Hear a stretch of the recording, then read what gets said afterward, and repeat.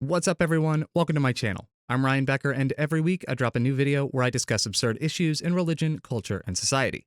If this is your first time here, thanks for checking out my channel. And if you want to keep engaging in my content, make sure to subscribe to this channel, like this video, and share it with a friend. This week, we're going to tackle an unfortunately controversial truth within Seventh-day Adventism. We have a far-right problem.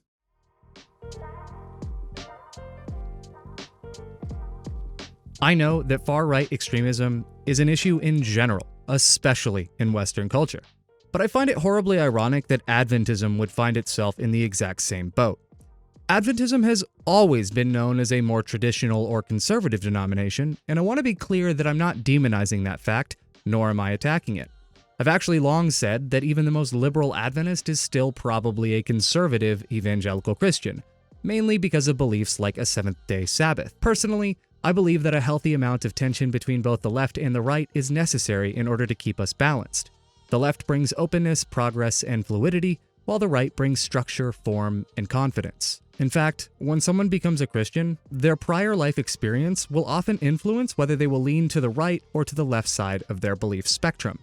Usually, people who grew up in a very structured household with strong systems of discipline and very stern rules and expectations for life will naturally resist that history in order to move forward with more grace, fluidity, and openness. By contrast, those who grew up with a lack of structure or discipline, or who simply were able to do whatever they wanted and now they face the consequences of their actions, will likely end up deciding to live a more structured spiritual life with more defined expectations for what life should be like and boundaries with which to live. For those weak on boundaries and discipline, the right offers structure and firmness, and for those weak on empathy and grace, the left offers them both.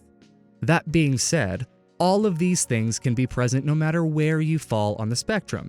So I don't want you to think of this as polarized sides, but rather as a gradient or as a spectrum of beliefs. Progressivism and conservatism do not have to be opposed to one another. Now, you may find it potentially disingenuous for me to say that I'm not demonizing conservatism and then proceed to talk about a far-right problem. But the nuance there is that I'm not talking about conservatism as a whole. I'm talking about what happens when conservatism is taken to its extreme. Because Adventism is a more conservative denomination, it's at a greater risk of leaning too far to this extreme right wing. And I believe that is exactly what we are seeing and what we have seen for several decades now. See, one of the foundational unique identifiers of Adventism is our focus and emphasis on biblical prophecy and its meaning.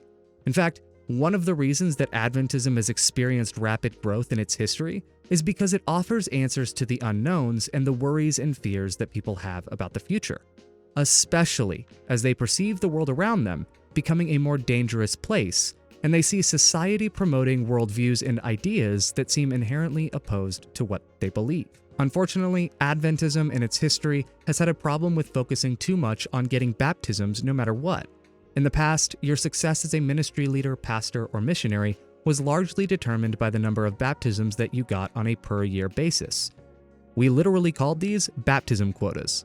You combine this emphasis with a socio-political climate that existed during the Cold War, with a generation that had to do nuclear bomb drills and another that actually fought in World War II, and you get a church that, in a bid for relevancy and an earnest desire to grow their faith, ultimately took advantage of the heightened anxiety in a focused attempt to reach those individuals. By doing so, the church inadvertently used biblical teachings in a way that used fear as its primary fuel source. When your evangelistic series is using images of scary beasts, talking about secret government societies, and framing society as Christianity's greatest enemy, it's no wonder that 40-50 years out, we are now seeing a huge rise in Adventists who subscribe to things like QAnon, believe in things like the deep state, or are so defensive about Christianity that they're willing to set aside the morals that they believe in order to support leaders that they perceive as defending their spiritual interests. Luckily, Adventism's focus has shifted over the last 4 or 5 decades as well, resulting in many more ministries and ministry leaders who are seeking lasting community impact through reflecting Jesus' love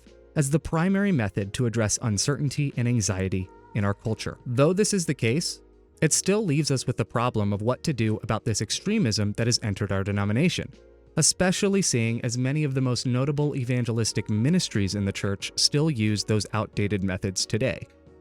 Now, this isn't a Bible study, so I'm not going to go into detail about interpreting Bible prophecy right here in this video. But if you want to know more about the belief I'm about to reference, check the link in the description for a succinct explanation of Adventism's understanding of Revelation chapter 13. In Revelation 13, we are met with two beasts, the second of which Adventism has long held is the United States of America. On top of this, a major highlight within Adventist eschatology, or the study of the end times, is eventually a government in a world which would turn on anyone who does not follow a very specific version of Christianity. By and large, Adventism believes that one of the vehicles for this dogmatic turn will be the institution of Sunday laws.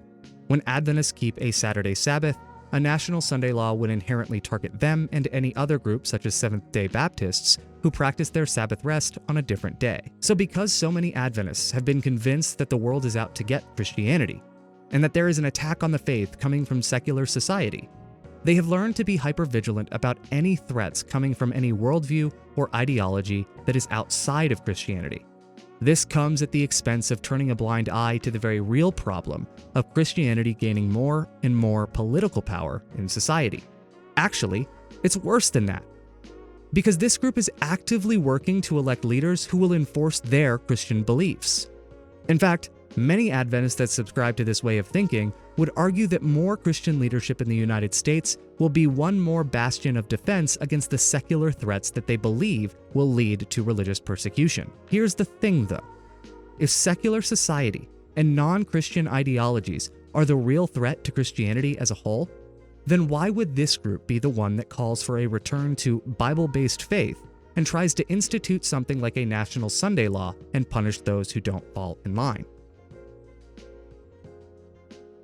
Let alone that this is a rather ethnocentric way of looking at prophecy, considering that Sunday laws have existed around the world for centuries already, I would submit that the greatest threat to Christianity is not non-Christian groups, but rather it is Christians who demonstrate a perverted version of Christianity, which values sustaining itself at the cost of the world around it. You see, we have long known that political power combined with a perverted version of Christianity would ultimately be what leads to greater religious persecution and issues within our culture. And yet, there is a massive group of Adventists that have thrown the entirety of their support and backing into political candidates which claim to fight for the Christian faith. There is no way to sugarcoat this. To support a dogmatic Christian agenda being enforced through politics or any other means is to align ourselves with the wrong side of biblical prophecy. In fact, if religious persecution were to come from groups outside of Christianity, it's becoming easier and easier to see that it would likely be a visceral response to Christianity asserting control over the lives of people who do not call themselves so. Which brings me to my main point in this video. I believe that the best way to combat this religious right-wing extremism that has been emboldened over the last decade, especially, is to return to the very teachings that these individuals have lost sight of and have used to justify that very extremism. At some point, when we were teaching these doctrines, we failed to properly explain that the focus of genuine concern for faith preservation should be toward a perverted version of faith that seeks political domination in order to enforce dogmatic moral standards. Because the truth is, all of these people truly believe they're standing up for truth, faith, and justice. They believe that they are standing on the right side of biblical prophecy and defending the faith that they hold so dearly. And that's tragic, because it's the very actions they take to protect those beliefs that will lead directly to danger for them. I believe it's time to re-embrace biblical prophecy and to remind those who have lost sight of important warnings found in places like Revelation 13 that their actions are leading to the direct fulfillment of it, but in a way that true biblical Christianity should never align itself with. But there's one more thing that we need to keep in mind as we go about correcting fellow believers as best we can. One of the reasons that people are so willing to abandon a former lifestyle in order to join the Christian church through baptism or profession of faith is that in doing so, they are being welcomed by a new family and becoming a part of a new ideological, social, and spiritual home. The safety of their new environment is greater than the dangers they face by leaving their former one. If all we do is tell people that they're wrong for believing what they do, without ever giving them a path forward that values them and takes care of them when they leave all that they have fought for and believed for decades, then all we can hope to accomplish is to further cement them in their current way of thinking. Right now, many of us believe that there is no common ground that would allow someone to safely cross from one ideological side to the other. Part of the reason for this is we've painted our faith as an either-or that lacks any sort of nuance or fluidity. We keep emphasizing an all-or-nothing approach to our beliefs, allowing even a single disagreement to be enough justification to discredit everything around it. The reality is this: if your enemy is telling you to join them as they throw stones at you, then why would you join them? We must not only develop teachings and ministry models which correct improper interpretation and application of prophecy, we must also work to create an environment that is safe and welcoming for those who have long understood it as hostile. We are not just convincing people to abandon a worldview largely disassociated with their identity. We are asking people to walk away from community, possibly family and friends, and an ideological reality that has served as their safe haven and home until now. You do not convince an enemy to lay down their weapon by continuing to attack them. You do so by offering them the hand of friendship and showing them a better way forward. You do so by no longer considering them your enemy. To dogmatically assert power over those we disagree with until they submit is to align ourselves with the very methodology that prophecies like Revelation 13 have warned us about for thousands of years. I want to end on this note. The purpose of prophecy is not to simply give us knowledge of the future. Rather, it is meant to drive meaningful action in the present. If we believe that the world is going to become a worse and worse place as we get closer to the second coming of Jesus, that belief should drive us into more compassion and service to our fellow man that will unknowingly suffer through that time. It should not drive us to silo ourselves, to board up our walls, and to make the world come to us if they want hope and truth.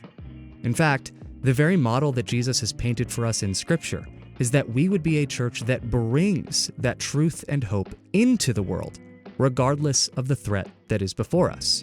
And the reason we would be able to do that in the face of danger and risk to ourselves is because God has shown us through that prophecy that there is restoration, peace, and joy that is sure to follow. The danger itself is not the end, and it just becomes a part of the journey.